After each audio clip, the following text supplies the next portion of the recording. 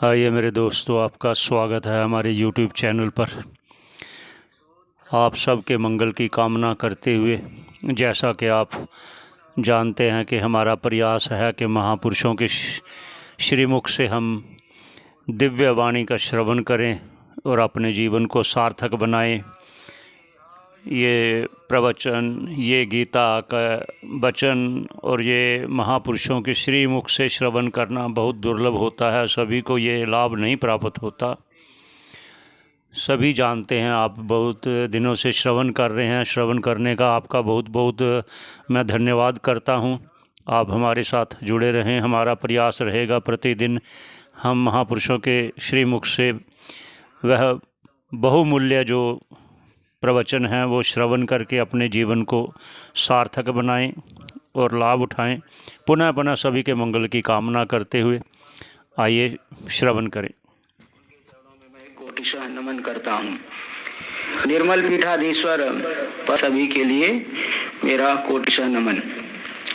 बड़े ही हर्ष का अवसर है कि हम महापुरुषों के मुख से निकलने वाली जो दिव्य ज्ञान की धारा है उसमें गोते लगा रहे हैं। देखिए, सभी प्राणी अनादि काल से 3 प्रकार के तापों का अनुभव कर रहे हैं। आध्यात्मिक ताप, आदि भौतिक ताप और आदि दैविक ताप।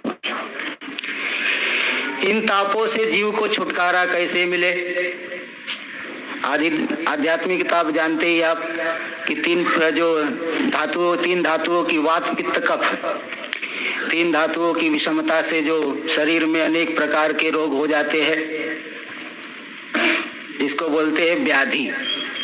इसी तरह से मन में जो काम क्रोध लोभ मोह हो जाता है उससे अत्यंत पीड़ा होती है, आदि।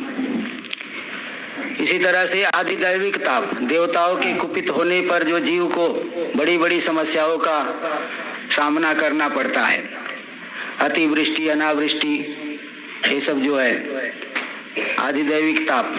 और आदि भौतिक ताप भूतों से होने वाले, भूत शब्द से कुत्ता मच्छर सिंह व्याघ्र आदि को भी लेते हैं और जो पृथ्वी जल तेज वायु आकाश इनको भी लेते हैं।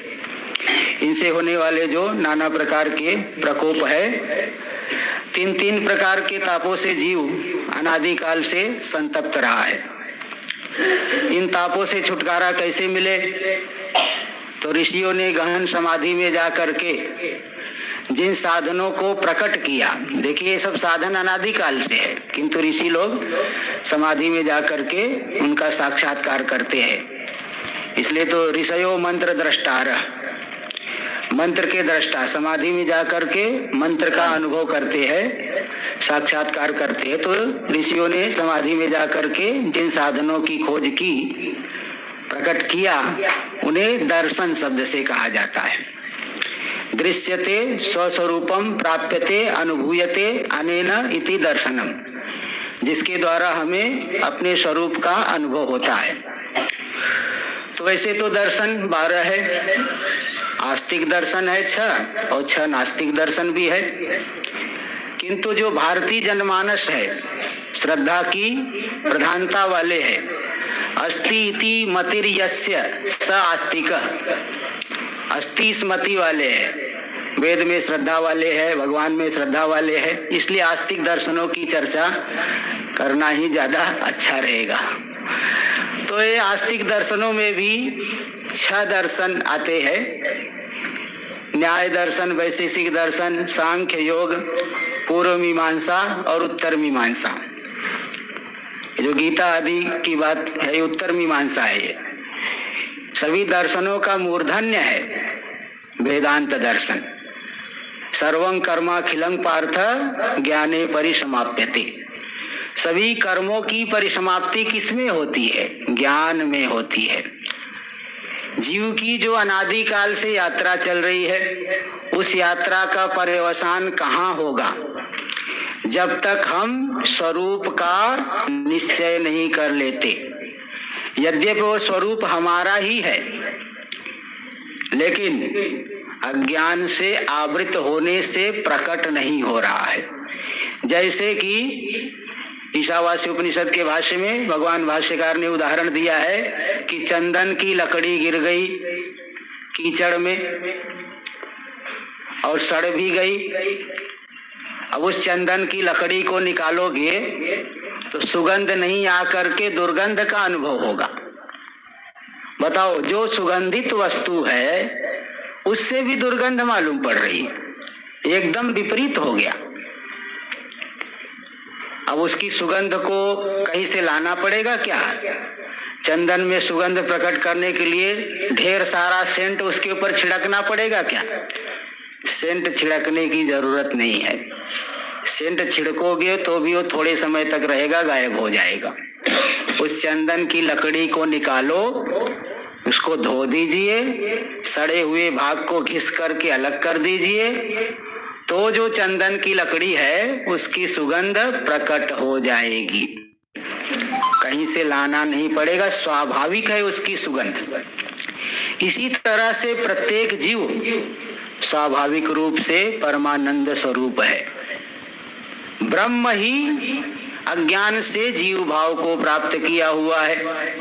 उदाहरण के रूप में आप देखिए, आप अच्छे से दबा के रोटी चावल आदि खा के सो गए, निद्रा में गए। निद्रा की आवरण शक्ति ने आपके व्यावहारिक स्वरूप को ढक दिया और निद्रा की विक्षेप शक्ति ने आपको विपरीत रूप में दिखा दिया कि मैं बड़ा भूखा हूँ, 3 दिन से भोजन नहीं मिला है, जंगल में घूम रहा हूँ, प्यासा तरस रहा हूँ, पानी को तरस रहा हूँ। तो क्या वास्तव में वहां समस्या है? वास्तव में समस्या नहीं है। अज्ञान से आप जो है व्यावहारिक स्वरूप को नहीं जान पा रहे हैं, इसीलिए उस प्रातिभाषिक स्वरूप में तादात्म्य कर लिए हो। जैसे ही आपके प्रारब्ध से जो कर्म है स्थूल कर्म फल देने के लिए उद्भूत होंगे, निद्रा से आप जग जाओगे और आप यही देखोगे कि अरे मैं तो खाया पिया हूँ, प्यास नहीं है, भूख नहीं है, मैं तो आराम से कमरे में लेटा हुआ है, जंगल गायब, भूख प्यास गायब। इसी तरह से जीव जो है अनादिकाल से सच्चिदानंद स्वरूप ही है, लेकिन माया की जो आवरण शक्ति है उस आवरण शक्ति ने उसके उस परम सच्चिदानंद स्वरूप को ढक दिया है। और ढक दिया तो फिर जो है अपना जो अज्ञान से दूसरे रूप को सत्य मानने लगा। देखो, जीव भाव भी कोई आज का नहीं है, अनादिकाल से। अज्ञान अनादिकाल से है। अज्ञान से जो है विषयों में सत्यत्व बुद्धि होती है, सत्यत्व बुद्धि से कर्म करता है, इच्छा आदि होती कर्म करता है, कर्म के बल से नए नए शरीरों की प्राप्ति करता है, इसी को सत्य मान लेता है और फिर शरीर में तादात्म्य करके शरीर के सुख दुख आदि से सुखी दुखी होते रहता है। इसीलिए अब उस परमानंद भाव को प्राप्त करना है तो क्या करना पड़ेगा?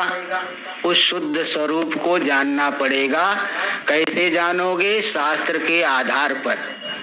तो क्या दुकान से जाकर के मोटी मोटी पुस्तकें खरीद के पढ़ लोगे, उसी से ज्ञान हो जाएगा?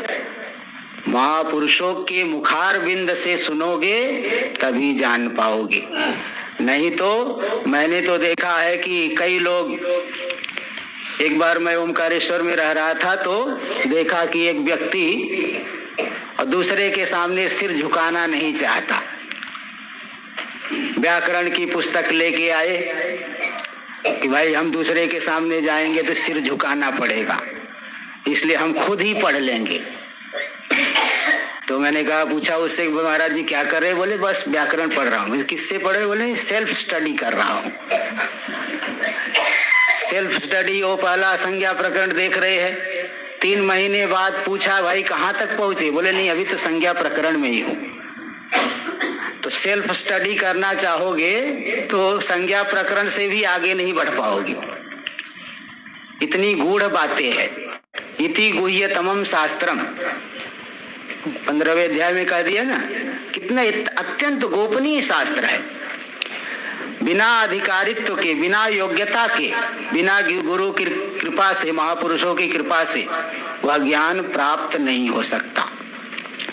तो इसलिए शास्त्र वाक्य को भी महापुरुषों के माध्यम से जब हम सुनेंगे, उनकी अनुभव संयुक्त वाणी और नाना प्रकार की युक्तियों से उन बातों को जब समझने का प्रयत्न करेंगे, तभी हमारी बुद्धि में, हमारे हृदय में वह बात प्रवेश करेगी। तो शास्त्र यही कहता है कि आत्मा को जानो, आत्मानं चेद विजानीयात अयम अस्मीति पुरुषः किम इच्छन कस्य कामाय शरीरम अनुसंजरेत। बृहदारण्यक में मंत्र आया है, यदि आत्मा को जान ले। यदि क्यों कह रहे हैं? क्योंकि थोड़ा अधिकारी बड़े दुर्लभ होते हैं, कर्म के अधिकारी तो ज्यादा होते हैं। कर्म में बहुत लोगों की रुचि होती है, कर्म के अधिकारी ज्यादा है। एक बार मैं किसी आश्रम में गया, कोई कार्यक्रम में बुलाए थे, तो मुझे लगा कुछ प्रवचन आदि होगा, तो थोड़ा चिंतन आदि करके भी गया था। तो आ गया तो देखा प्रवचन का कार्यक्रम नहीं है, याग का कार्यक्रम है। तो होम आदि, याग आदि हो रहा है। तो हमने पूछा वहाँ के महाराज जी से, महाराज जी क्या करे? बोले वो थोड़ा होम आदि रखने से क्या होता है, सभी लोग एक एक आहुति दे देते हैं ना, तो उनको अंदर से थोड़ा शांति मिलती है। स्वयं अपने हाथ से देते तो उनको थोड़ा अच्छा लगता है, ऐसा उन्होंने बताया। तो बात ऐसी, कर्मों में ज्यादा लोगों की रुचि है। आत्मा का श्रवण करने की योग्यता जो है बहुत कम लोगों को है। आप लोग तो महापुरुषों की कृपा है आपके ऊपर कि आप सुन ले रहे हो, नहीं तो बहुत से लोग तो हमारे पास आते, जैसे कहीं पढ़ने के लिए पहली बार आए तो वो सोने लगते 5-10 मिनट बाद ही, उनको निद्रा आने लगती है और अगले दिन आते भी नहीं है, ऐसे भी लोग होते हैं। तो देखिए, आत्मज्ञान बड़ा दुर्लभ है। आत्मानं चेद विजानीयात, यदि आत्मा को जान ले। कैसे जानेगा? केवल सुन लिए बस इतना ही? बोले ऐसा नहीं, अयम अस्मीति पुरुष, प्रत्यक्ष रूप से यह मैं हूं। प्रत्यक्ष, जैसे हाथ पे आंवला रखा हो, प्रत्यक्ष दिखता है। संशय विपर्य से रहित ज्ञान होता है। संशय मतलब द्विकोटिक ज्ञान, ऐसा है कि नहीं है, और विपर्य मतलब विपरीत ज्ञान।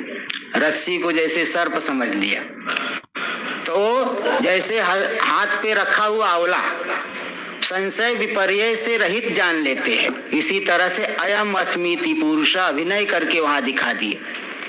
तो वह पुरुष जो अधिकारी है, अगर आत्मा को जान लिया, अयम अस्मि, प्रत्यक्ष रूप से स्वस्वरूपत्वेन जान लिया, वही व्यापक तत्मय हूँ, विवेचन करके जब अनुभव कर लिया, तो किम इच्छन कस्य कामाय, किसकी इच्छा करता हुआ, किस प्रयोजन के लिए शरीर की पीड़ा से पीड़ित होगा। अर्थात अब ही संसार के पदार्थों से प्रयोजन नहीं रह जाता। जैसे गीता में भी आया, यावान अर्थ उदपाने सर्वतः संप्लुतोदके तावान सर्वेषु वेदेषु ब्राह्मणस्य विजानत। बहुत बड़ा मीठे पानी का समुद्र मिल जाए तो छोटे तालाब से प्रयोजन नहीं रह जाता, क्योंकि छोटे तालाब में थोड़ा सा ही जल है, सूख भी जाता है। और बहुत बड़ा भरा हुआ समुद्र मिल गया तो सारा प्रयोजन वहां सिद्ध हो जाता है। इसी तरह से जब आत्मा को जान लिया तो कर्म आदि से कोई प्रयोजन नहीं रह जाता। कर्म, क्योंकि कर्म से मिलने वाला फल अनित्य होता है। यद यद कृतकम तत्तद अनित्यम, जो जो कार्य रूप है, क्रिया के द्वारा जिस फल की प्राप्ति करोगे वह फल कभी भी नित्य नहीं हो सकता, क्योंकि क्रिया से जनित है। जो उत्पन्न हुआ है वह विनष्ट होता है, लेकिन जो आत्मा को जान करके परमानंद स्वरूप में स्थित हो गए, वहां कोई क्रिया से प्राप्त नहीं हो रहा है, बल्कि ज्ञान के माध्यम से अज्ञान को निवृत्त करके स्वरूप में स्थित हुए। इसीलिए विवेक चूड़ामणि में एक श्लोक भगवान भाष्यकार ने बताया है, अर्थस्य निश्चयो दृष्टः विचारेण हितोक्तितः न स्नानेन न दानेन न च दानेन प्राणायाम सतेन च। अर्थ का निश्चय, वस्तु के यथार्थ स्वरूप का निश्चय कैसे होता है? विचारेण हितोक्तितः, हितकर वाणी को सुन करके उसका विचार करने से होता है। न स्नाने न च दाने न प्राणायाम सते न च। स्नान कर लिए, दान कर दिए, सैकड़ों प्राणायाम किए, दंड बैठक लगाए, इन सब चीजों से अर्थ का, वस्तु की आध्यात्म का निश्चय नहीं होता। जैसे किसी व्यक्ति को भ्रांति हो गई कि कमरे में भूत है, तो माला जाप करने से वह भूत की भ्रांति हटेगी क्या? प्राणायाम करने से हटेगी क्या? योगासन करने से हटेगी क्या? गंगा जी में स्नान करने से हटेगी क्या? इन सब चीजों से वह भ्रांति दूर होने वाली नहीं है। भ्रांति का अपने तो विचार करने से होगा। अलग अलग जगह का विचार भी अलग अलग तरह का होता है। ऐसा मैं नहीं कह रहा हूं कि लौकिक चीजों का विचार यहाँ की तरह, वेदांत की तरह ही है। अलग अलग जगह का विचार भी अलग अलग तरह का होता है। जहाँ का जैसा विचार नियत है, उस रीति से विचार करने से आपकी भ्रांति का अपनय होगा, अन्य साधनों से नहीं। फिर गंगा स्नान आदि का विधान क्यों किया गया? अभी कुंभ इतना बड़ा आयोजन हुआ था, लोग गए वहां पे, बहुत दान आदि किए, स्नान किए। उनका विधान क्यों किया गया है? उनका विधान भी सार्थक है। कैसे सार्थक है? कि जिसका अंतःकरण अत्यंत मलिन है, राग द्वेष आदि से भरा हुआ है, मन बहुत चंचल है, सीधे ऐसे व्यक्ति को तत्वमसि उपदेश करके ज्ञान नहीं कराया जा सकता। तो ऐसे व्यक्ति को पहले ही बताया जाएगा, भाई शास्त्रीय कर्मों को करो। पहले तो आप केवल लौकिक कर्मों में मन को मत लगाओ। केवल लौकिक कर्मों से तो लौकिक लक्ष्य की प्राप्ति हो सकती है। नदी पार करना है तो नाव पकड़ना पड़ेगा, कहीं जाना हो तो ट्रेन पकड़ना पड़ेगा।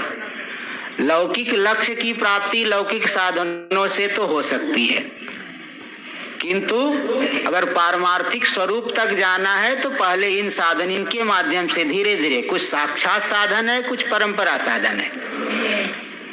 तो धर्म करना पड़ेगा। धर्म करोगे तभी जो है आपका अंतःकरण निर्मल हो पाएगा। ज्ञानम उत्पद्यते पुंसाम क्षयात पापस्य कर्मणः यथा दर्श तले प्रख्ये पश्यत्यात्मानम आत्मनि। जब पाप हमारे छिड़ होंगे, पाप वासना से व्यक्ति जो है अधर्म में लगता है, मनमानी आचरण में लगता है, केवल संसार की तरफ ही उसका झुकाव हो जाता है। इसलिए पाप वासना को भी, अधर्म को भी दूर करना पड़ेगा। वो बहुत बड़ा प्रतिबंधक हो जाता है।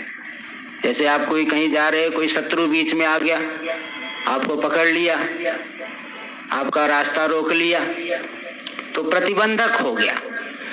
ऐसे जो पाप कर्म है ना, वह साधना में प्रतिबंधक बन जाते हैं। इसलिए उन पाप को छीड़ करना पड़ेगा पुण्य करके। ज्ञानम उत्पद्यते पुंसाम क्षयात पापस्य कर्मणः। तो जब पुण्य कर्म करोगे, अंतःकरण शुद्ध होगा, तो यथादर्श तले प्रख्ये, जैसे आदर्श, अत्यंत निर्मल आदर्श हो, आईना बहुत निर्मल है तो आपका मुख एकदम अच्छे से दिखेगा। आईने में धूल मिट्टी जमी हुई है तो मुख भी टेढ़ा मेढ़ा, उल्टा सीधा दिखेगा। लेकिन शुद्ध है, साफ है, निर्मल है, तो आपका मुख अच्छी तरह से दिखेगा। इसी तरह से जब हमारा मन निर्मल होगा, तभी आत्म विचार के योग्य माना जाएगा। इसीलिए तो वेदांत का अधिकारी कौन है? साधन चतुष्टय संपन्न प्रमाता।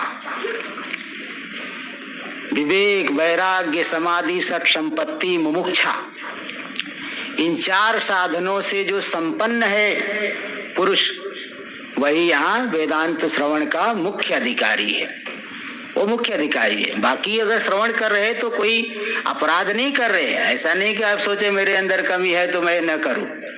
पंचदशी में कहे भाई अगर नहीं हुआ है तो इसको करते करते भी हो जाए। भाई विवेक कैसे होगा? शास्त्र की बातों को सुनोगे तभी तो विवेक होगा। कि ऐसे ही घर में बैठे बैठे कि भाई बैठा था, हाँ विवेक एकाएक हो गया पता नहीं कहाँ से। ट्रेन पे एक किसी का उदाहरण आता है को रेलवे स्टेशन पे ट्रेन का इंतजार कर रहे थे, इंतजार करते करते ज्ञान हो गया। ये सब बातें बनाने वाली है ना, उल्टा सीधा बहकाने वाली बातें हैं। तो ऐसा नहीं होता है। श्रवण आदि तो करना पड़ेगा, लेकिन वो मुख्य अधिकारी है जो साधन चतुष्टय संपन्न प्रमाता है। तो कर्मों से क्या होता है? पाप वासनाएं हमारी छीड़ होती। शास्त्रीय कर्मों से पाप वासनाएं छीड़ होती है। मनुष्य के अंदर एक दिव्यता आती है, अंतःकरण शुद्ध हो जाएगा, राग द्वेष आदि छीड़ हो जाएंगे। फिर जो चंचलता है हृदय की उपासना आदि के द्वारा, उपासना का मतलब क्या है? तो यथा शास्त्र समर्पितम किंचिद आलंबनम उपादाय तस्मिन् समान चित्तवृत्ति प्रवाहीकरणम विजाति प्रत्ययानंतरितम। शास्त्र समर्पित किसी आलंबन को लेकर के, जैसे भगवान राम का स्वरूप है, कृष्ण का जो स्वरूप है, देवी है, शिवजी है, इनका जो सविशेष रूप, उनके गुणों के आधार पे उनका चिंतन करना। उपासना का मतलब गुण चिंतनम उपासनम। तो लगातार जो है उनका चिंतन करोगे सजाती वृत्तियों के माध्यम से, तो चिंतन करते करते मन एकदम एकाग्र होने लगेगा। तो इसलिए इसकी भी बहुत जरूरत है। तो इन सब साधनों को करेंगे तो हमारा अंतःकरण निर्मल हो जाएगा, हम ज्ञान के अधिकारी हो जाएंगे। तब जो है जो मैं बताया ना, आत्मानम चेद विजानीयात अयम अस्मीति पुरुष, उसका उत्तम अधिकारी बन जाएगा। और ज्ञान से ही मुक्ति बता दिया, क्योंकि अज्ञान से जीव भाव है। वह तो स्वरूपतः ब्रह्म स्वरूप है, लेकिन जीव भाव अज्ञान के द्वारा आ गया। जैसे अभी स्वप्न वाला उदाहरण दे दिया, व्यावहारिक स्वरूप को भूले तो प्रातिभाषिक स्वरूप में पहुंच गए। ऐसे ही पारमार्थिक स्वरूप को भूल करके व्यावहारिक स्वरूप में विचरण कर रहे हो। इसीलिए यहाँ विचार करना पड़ेगा। और अगर उसका आपकी अधिकारित्व में कमी है, योग्यता में कमी है, तो नीचे से आरंभ करो। भाई आपको कहीं जाना है, आप जो है रेलवे स्टेशन पे गए टिकट लेने के लिए, तो कहाँ से, जहां पे आप रह रहे हो वहां से टिकट निकालोगे, है ना। इसी तरह से यहाँ भी आप कहाँ पे, आपकी श्रेणी क्या है, कक्षा क्या है, कक्षा को देखना पड़ेगा। उस कक्षा के अनुसार फिर साधनों को ग्रहण करना पड़ेगा। तो एकदम निम्न कक्षा वाले हैं तो शास्त्रीय कर्मों को करो। थोड़ी कक्षा में उत्कृष्टता आ गई है, उपासना आदि करिए। और उत्कृष्ट हो गए हैं तो वेदांत श्रवण आदि करके फिर उसी में तत्पर हो जाइए, ब्रह्माभ्यास करिए। ब्रह्माभ्यास का मतलब क्या है? तच्चिंतनम तत्कथनम अन्योन्यम तत्प्रबोधनम एतदेक परत्वम च ब्रह्माभ्यासं विदुर्बुधा। उसी का चिंतन करो, परस्पर उसी का कथन करिए। किसी से समान सजाती लोगों से मिले तो उसी का कथन करिए, और परस्पर एक दूसरे को बोध कराइए, और उसी में तत्पर हो जाइए, उसी का निधिध्यासन करिए। यही है ब्रह्माभ्यास। तो इस तरह से इतनी ही वाणी के द्वारा परम पूज्य स्वामी जी महाराज के चरणों में वाक पुष्पांजलि समर्पित करते हुए, समुपस्थित महापुरुषों को प्रणाम करते हुए वाणी को विराम देता हूँ। ओम शांति शांति शांति।